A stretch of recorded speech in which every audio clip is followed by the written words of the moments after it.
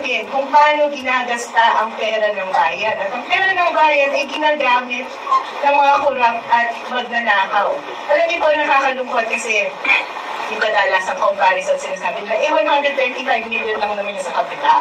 Dito sa budget, billion-billion. Ilang Pilipino na po ba ang nakahawak ng at least 1 million pesos? Ang dami yung zero yung pinag-uusapan natin, 6 dahil zeros. Pero kung titingnan po natin, ilang milyong Pilipino ang natampyasan ng sweldo para suportahan itong mga milyong-milyong, bilyong-bilyong piso na nilanakaw ng ating mga politiko. So ang tingin ko po yun ang naratibo ngayon, hindi ito choice sa pagitan ng mga kadiliman at kasamaan.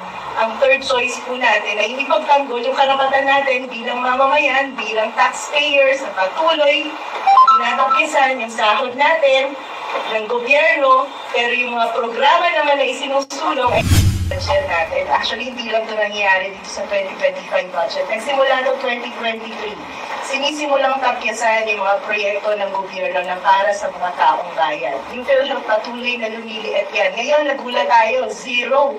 Pero nagsimula po yung bumaba noong 2023. Nililipat yan doon sa MAIT program. Yung budget ng DSWD na isang araw nagpa-press con. Nag-press release si Speaker Romualdez na pro-ayuda daw sila dahil ito ay justisya. Pero yung DSWD tinapyasan ng 80 billion pesos habang sinusulong ang akap. So ang nakikita po natin ay yung patuloy na deterioration kung ano ba yung pinaprioritize sa budget natin. Makikita natin that the budget is being designed to sustain corrupt politicians. At ang nakakatawa po dito, tip of the iceberg lamang sa problema ng budget ng gobyerno. No?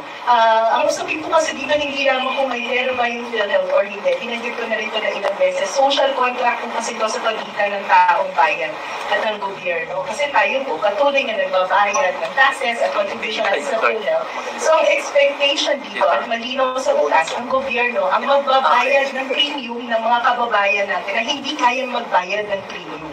So essentially, ang ginagawa po ng gobyerno dito sa hindi pagbabigay ng subsidy ay yung pagtalikod sa responsibilidad niya na bigyan at bayaran yung premium ng mga kababayan natin na hindi makapagbayad.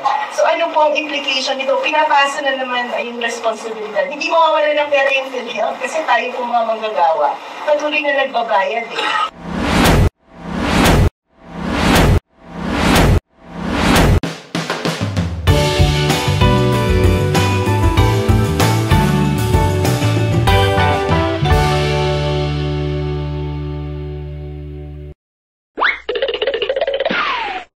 Question, but I'd like to have this dedicated to Professor Magno. Prof. Shelo, good morning.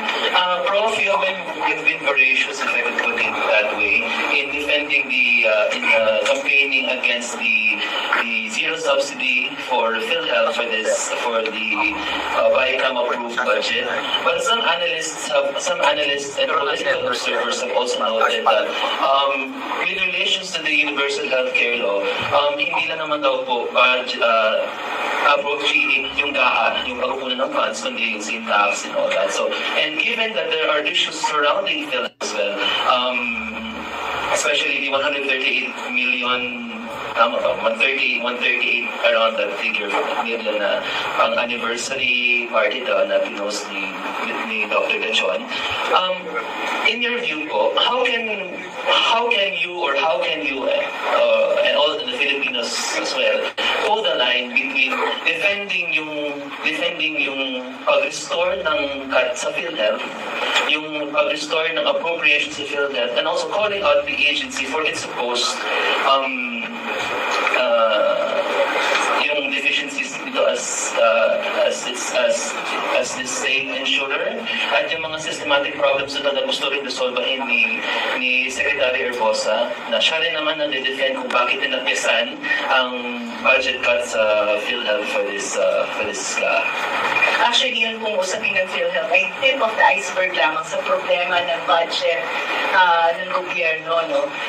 Ang usapin po kasi dito, hindi lamang kung may pera ba yung PhilHealth or hindi. Pinanggit ko na rin ito na ilang beses. Social contract po kasi ito sa pagitan ng taong bayan at ng gobyerno. Kasi tayo po, patuloy na nagbabayad ng taxes at contribution sa PhilHealth. So ang expectation dito at malinaw sa bukas, ang gobyerno ang magbabayad ng premium ng mga kababayan natin na hindi kayang magbayad ng premium. So essentially, ang ginagawa po ng gobyerno dito sa hindi magbabigay ng subsidy ay yung pagtalikod sa responsibilidad niya na bigyan at bayaran yung premium ng mga kababayan natin na hindi makapagbayad. So ano po ang implication nito? Pinapasa na naman ay yung responsibilidad. Hindi mawawala ng pera yung PhilHealth kasi tayo po mga manggagawa. Patuloy na nagbabayad eh. Pero ang ibig sabihin, tinatalikuran ng gobyerno yung responsibilidad niya para sa kalusugan ng mamamayan. Sabi ko po, tip of the iceberg. Bakit? Kasi kung titingnan niyo yung kabuuan ng budget natin, actually hindi lang ito nangyayari dito sa 2025 budget. Nagsimula ito 2023. Sinisimulang tapyasan yung mga proyekto ng gobyerno na para sa mga taong bayan. Yung PhilHealth patuloy na lumiliit yan. Ngayon, nagulat tayo, zero. Pero nagsimula po yung bumaba noong 2023. Ililipat yan dun sa MAIT program. Yung budget ng DSWD, isang araw nagpa-press con. Nag-press release si Speaker Romualdez na ayuda daw sila dahil ito ay justisya. Pero yung DSWD, tinapyasan ng 80 billion pesos habang sinusulong ang akap. So ang nakikita po natin ay yung patuloy na deterioration kung ano ba yung pinaprioritize sa budget natin. Makikita natin that the budget is being designed to sustain corrupt politicians. At ang nakakatawa po dito sa mga nakakaraang araw yung naratibo kasi ay pinapamili lamang tayo sa kampo ng kasamaan at kagiliman. Which is actually wrong. Kasi kapag tinignan mo yung naratibo ng dalawang issue na to, parehas lang eh. Parehas itong korupsyon. Parehas itong usapin kung paano ginagasta ang pera ng bayan. At ang pera ng bayan ay ginagamit ng mga korap at magnanakaw. Alam niyo po, nakakalungkot kasi yung kadalasang comparison sinasabi nila, 125 million lang naman yung sa kapita. Dito sa budget, billion-billion. Ilang Pilipino na po ba ang nakahawak ng at least 1 million pesos? Ang dami ng zero yung pinag-uusapan natin is 6, 9 zeros. Pero kung titingnan po natin, ilang milyong Pilipino ang natampyasan ng sweldo para suportahan itong mga bilyong piso na nilanakaw ng ating mga politiko. So ang tingin ko po yun ang naratibo ngayon, hindi po choice sa pagitan ng mga kagiliman at kasamaan. Ang third choice po natin ay hindi pagtanggol yung karapatan natin bilang mamamayan, bilang taxpayers na patuloy tinatapyasan yung sahod natin ng gobyerno, pero yung mga programa naman na isinusulong ay hindi para sa taong bayan, kundi para sa interes ng mga politiko natin. So, katulad po ng binanggit ng mga kasama natin dito, maraming pagkilos yung maaari natin gawin, pero hindi ma-i-impeach si VP Sara kung hindi kikilos ang mga politiko na naaayon sa accountability, hindi mapapalitan si Speaker Romualdez bilang Speaker of the House if we continue to elect corrupt politicians. So, ang isang pamamaraan po niyan ay pagdating ng eleksyon, iboto po natin yung mga alternatibo dahil may choice naman po tayo.